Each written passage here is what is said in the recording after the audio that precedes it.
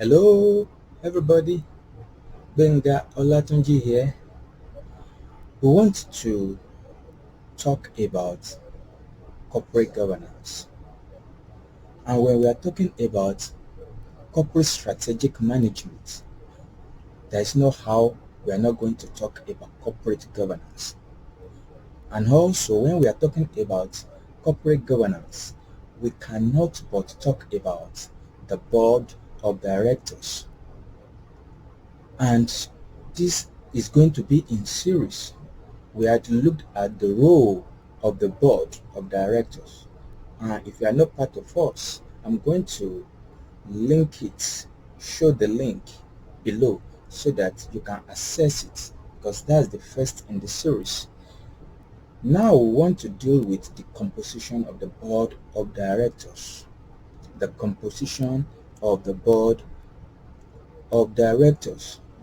So when we are talking about the composition of the board, we'll be looking at the size of the board and the membership of the board.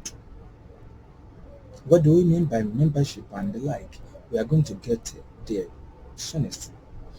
We are talking about executive and non-executive directors, and equally we must talk about the independent director.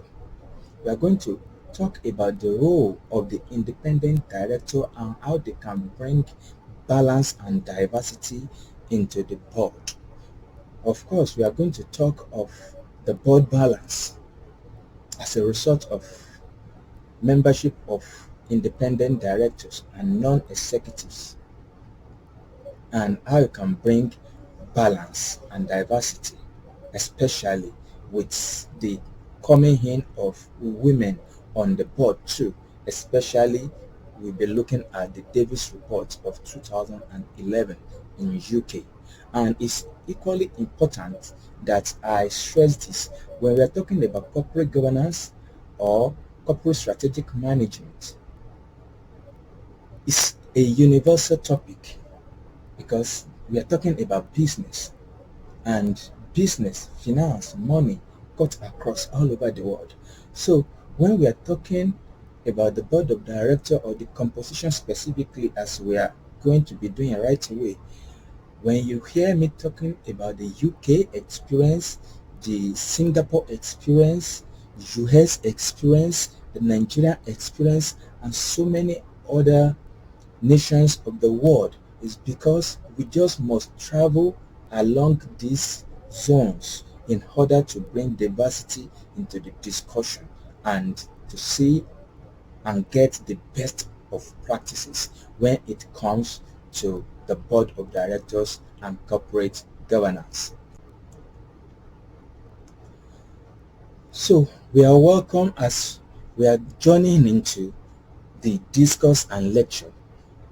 If you are just joining us for the first time, we had loved that you subscribe. And if you've been with us and you can testify to the depths of the knowledge we are dishing out, please, if you have not subscribed to, subscribe and help us to build this community together.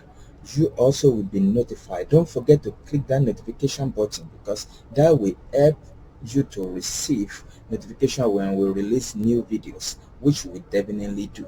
Also, it will help people around you to have a glimpse of what is happening, so that they too can be beneficiary of this good work. So let us go into the video right away and the lectures. So I cannot overemphasize that.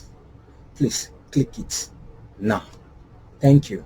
So after this lecture on the composition of the board, what we'll be looking at next will be the role of the chairman of the board, the executive officer on the board, and the next, that is non-executive directors.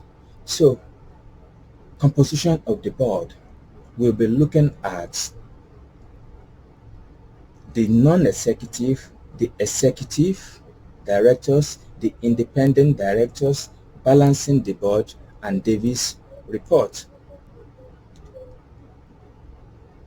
Okay, so now in the lectures